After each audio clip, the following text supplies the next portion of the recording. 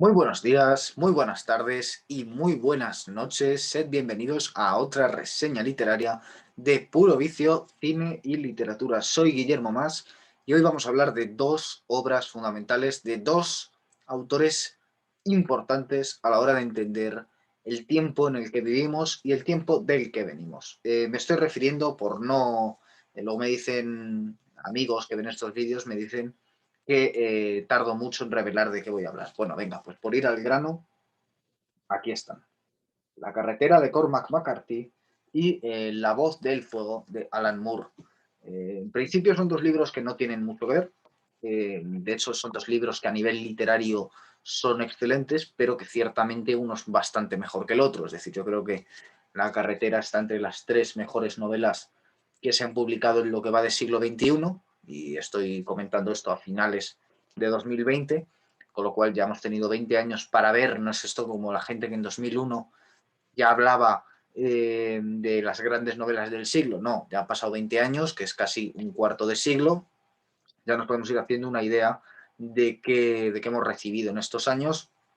Y más allá de esos éxitos literarios pasajeros, hombre, por ejemplo, hay obras como Las correcciones, que es publicado en 2001, de Jonathan Franzen, y otra serie de libros que son importantes, también algunos de los que hemos reseñado en el canal, y otro como las propias correcciones, que sin duda alguna tendremos que reseñar más adelante. Pero sí que es cierto bueno, yo creo que como La carretera hay pocos. De la misma forma que como Cormac McCarthy hay pocos autores. Es un autor que no tiene muchas obras, es un autor al que no le importa dejar un gran intervalo de tiempo entre obra y obra. De hecho, lleva unos cuantos años sin sacar obra, aunque ha participado en guiones de cine, participó en El consejero, si no recuerdo mal, una película de Ridley Scott, si no recuerdo mal.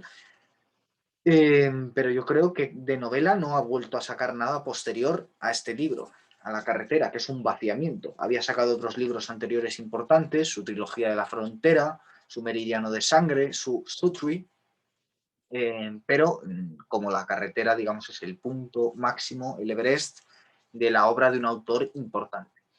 Y el otro libro, Alan Moore. Bueno, Alan Moore seguramente es conocido de ustedes por ser novelista, lo que hoy se llama novelista gráfico, que antes era pues sencillamente alguien que escribía cómics. Bueno, ahora le llamamos novelas gráficas y les ponemos tapa dura, pero bueno, es un cómic más largo. Ha escrito algunos de los más importantes, como por ejemplo V de Vendetta o Watchmen. Yo conozco a unas cuantas personas a las que les encanta Watchmen, la novela gráfica. Yo mismo he leído Watchmen, la novela gráfica, he visto la adaptación cinematográfica de Zack Snyder, he visto la serie de la HBO que se ha hecho hace poco, y bueno, es un producto interesante. Mi tío, que es Paco Arellano, el editor, ha dado alguna charla sobre Alan Moore, sobre su visión política que se puede inferir de tanto de V de Vendetta como de Watchmen, y que según mi tío, y yo no tengo argumentos desde luego para decir que no es así, son dos visiones contrapuestas, porque en V de Vendetta el Salvador es un superhéroe, y en Watchmen se hace esa pregunta tan célebre de quién vigila a los vigilantes. En cualquier caso, Alan Moore es inglés, eh, tiene como punto clave Northampton, y lo vamos a ver también en su obra, y bueno, se cría un poco como anarquista, intelectualmente es anarquista.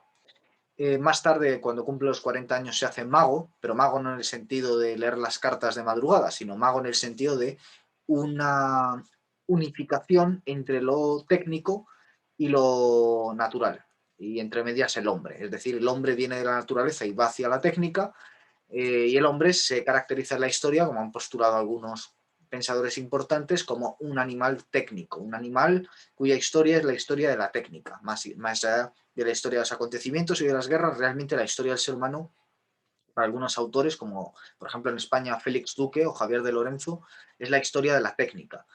Y entonces lo que hacen es seguir la técnica para seguir el avance humano. Y digamos que el mito es el valor contrapuesto a la técnica, ¿no? Ese conflicto, eh, esa pregunta estúpida que algunos nos han planteado en el bachillerato estudiando filosofía, que es logos o mitos, que realmente es estúpida, porque es como dividir el haz y el en vez, o la cara y la cruz del hombre.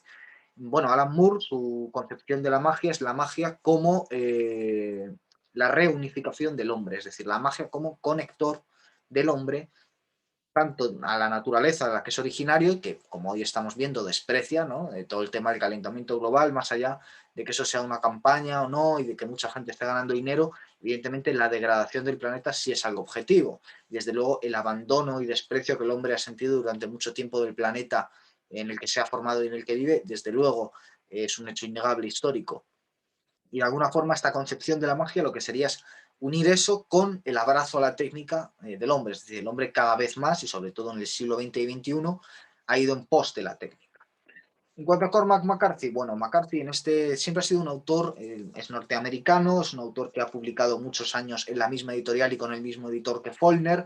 Mucha gente estoy haciendo, ven ustedes la crítica como un contrapunto musical, como Bach, ¿no? Es decir, una voz, otra voz. Bueno, McCarthy, como decía, es un autor sureño, norteamericano, muy imbuido de esa cultura que es la de los libros de Faulkner, aunque él escribe unas décadas después, y ha conseguido hacer algo muy original, que es que cuando parece que el tema se ha agotado, que Faulkner ya ha exprimido al máximo ese tipo de cultura, pues lo que hace Cormac McCarthy es demostrar que no y darle otro punto de vista.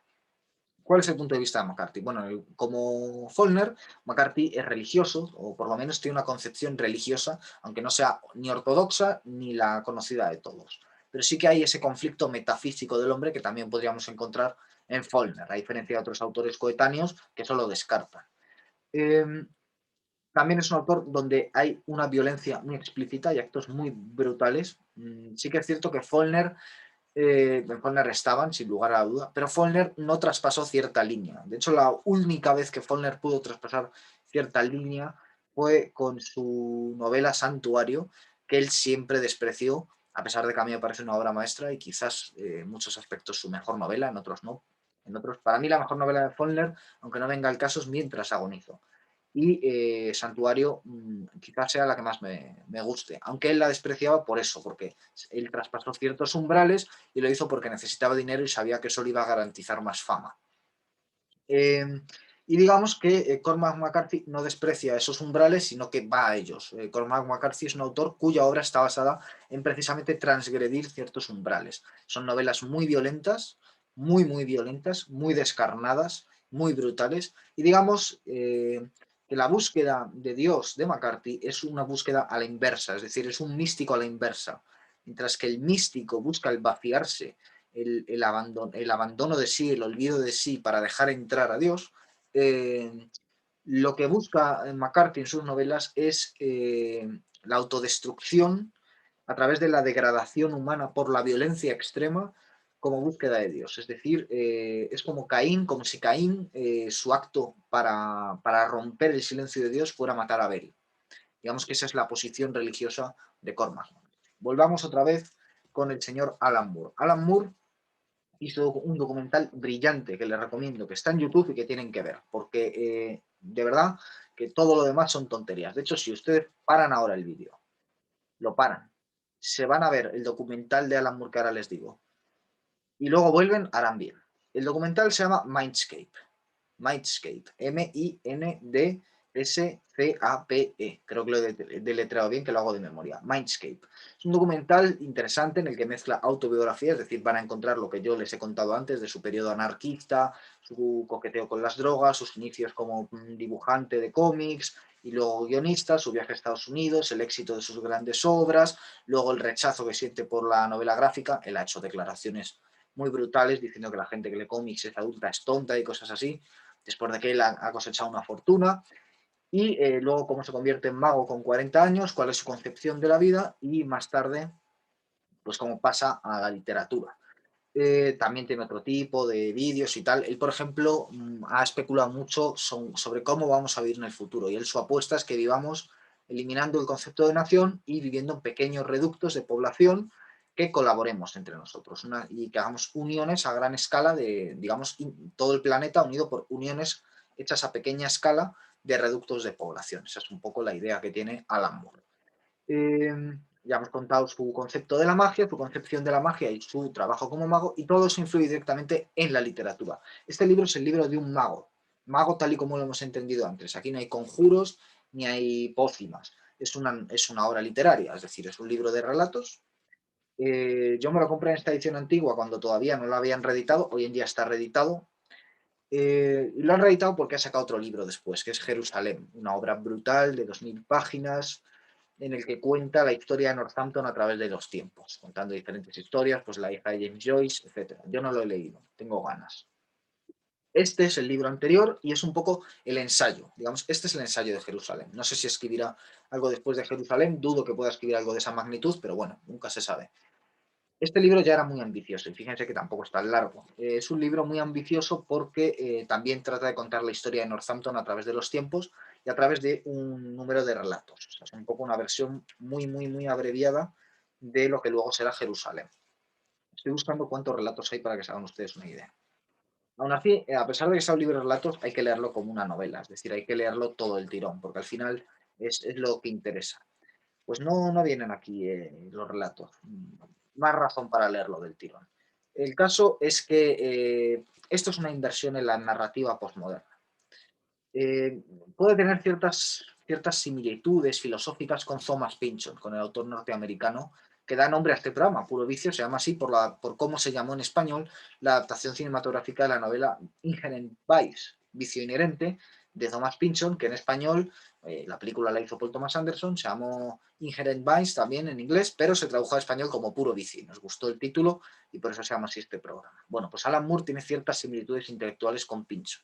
Y este libro es uno de los mejores libros y más claros de lo que va a ser la narrativa del siglo XXI y de lo que es la narrativa postmoderna. Por ejemplo, para buscar similitudes habría que hablar de Richard Powers, con su libro El clamor de los bosques, del que algún día hablaré, su libro importante también, o David Mitchell y su libro El atlas de las nubes, que son libros de distintas historias. Bueno, en el caso de Powers también, bueno, a través del tiempo, a través del tiempo. En el caso de Powers no tanto, en el de Mitchell y Alan Moore sí, que además ambos son británicos.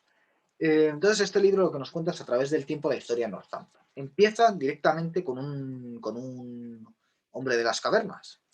Y de hecho, yo cuando busqué este libro, pues claro, costaba un dinero, costaba 36 euros y yo era un estudiante de bachillerato, no tenía mucho dinero, eso era ahorrar muchos, muchos euros del bocadillo, ¿no? Digamos, pasar mucho hambre en los recreos para pagar este libro. Y tampoco era un libro tan largo, es decir, tiene 300 páginas, no eran horas justificadas, pero tenía muchas ganas porque había visto Mindscape y me había fascinado su visión del mundo, sobre todo cuando él habla de la tecnología. En un momento Mindscape para mí es el más importante y por eso les recomiendo verlo. Él cuenta cómo el intervalo de tiempo que hay entre la invención del fuego, o mejor dicho, el descubrimiento del fuego y la invención de la rueda. Luego de la invención de la rueda no recuerdo si era la invención de la imprenta, etcétera, etcétera. Va haciendo así varios inventos a lo largo del tiempo y lo que dice es que a día de hoy, en cada segundo, estamos generando el mismo número de información y estamos revolucionando la tecnología al mismo nivel de lo que supuso la invención del fuego, la invención de la rueda a cada segundo. Es decir, en cada segundo estamos haciendo el equivalente histórico de la invención del fuego a la invención de la rueda. A cada segundo. Y a cada segundo generamos el mismo número de información que el que se ha generado en toda la historia pasada. Es decir, en cada instante se produce el mismo número de información que en todos los siglos anteriores. Y eso cada instante se va añadiendo. Es decir, cada instante más y más y más y más y más, lo cual es delirante, ¿no? Eh, es lo de meterle un palo a esa rueda que no para, ¿no? Del mundo, que no para de avanzar. Y digamos que la concepción de Alan Moore es sobre cómo reintegrar al hombre y cómo el hombre que está desnaturalizado y está alienado en este sistema capitalista y en este mundo tecnificado, cómo reconciliarlo con la naturaleza sin renunciar a la técnica, es decir, sin volvernos Amish, y sin tampoco pues, volvernos de la Unión de Repúblicas Soviéticas Socialistas, ¿no? De ahí su anarquismo. Tiene cierta raigambre utópica esta idea, pero es interesante. Y ya digo, en este libro son distintas historias en el que pues, salen evidentemente hechos mágicos, hay brujas, hay conjuros, empieza con un hombre de las cavernas y acaba con el propio Alan Moore escribiendo el libro en Northampton, en un Northampton que es la ciudad con más criminalidad de Inglaterra, con un alto nivel de polución, de industria, una industria que evidentemente se está acabando porque se ha deslocalizado y se ha ido a otras ciudades, y es un libro fascinante que yo le recomiendo leer y que además yo creo que da una muy buena idea de lo que va a ser la literatura en el siglo XXI, junto con lo de los otros autores que ya he citado, como Mitchell, como Power, como Pynchon, etc. Y ahora vamos con Cormac McCarthy, del que se podría decir otro tanto. McCarthy también adelanta lo que va a ser la literatura en el siglo XXI. ¿Por qué? Bueno, esta novela es una distopía, parte de un mundo post-apocalíptico en el que todo ha quedado destruido. Esto que vemos hoy tanto y que algunas veces se hace muy bien y otras muy mal. En este caso, de forma excelente.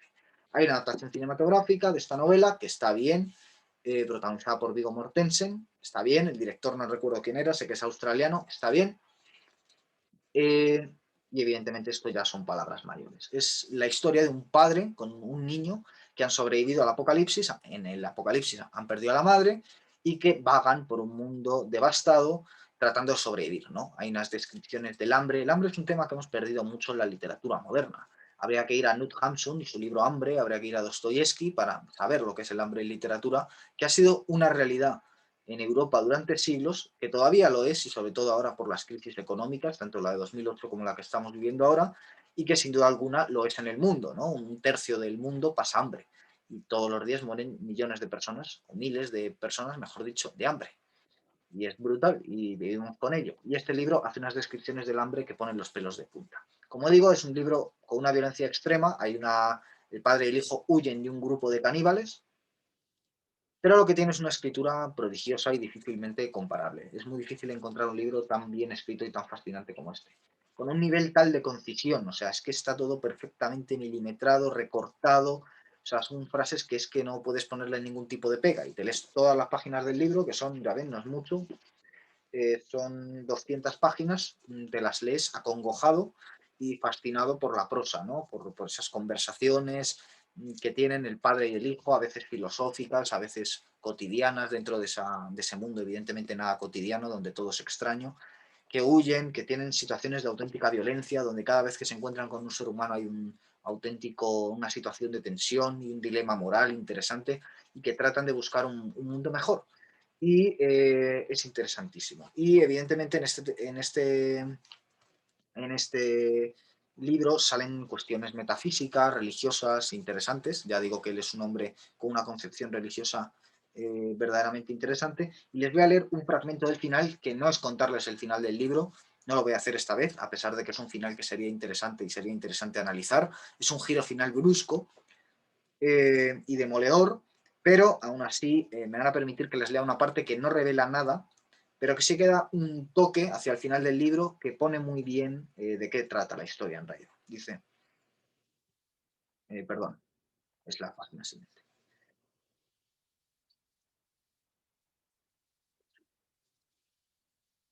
Bien, ya estoy.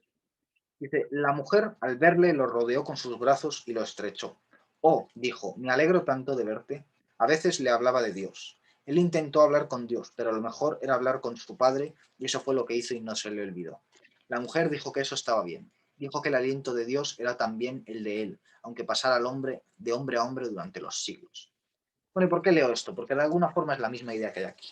Que el aliento de Dios pasa hombre a hombre durante los siglos. Y que evidentemente si queremos restañar esa ruptura entre el hombre y la trascendencia, que es sin duda alguna uno de los grandes temas de nuestro tiempo y uno de los temas fundamentales, es decir, para volver a ser hombres, hoy que estamos dejando de ser hombres y que la propia condición humana está amenazada por la destrucción del amor y por la alteración de la condición humana en su base biológica más clara,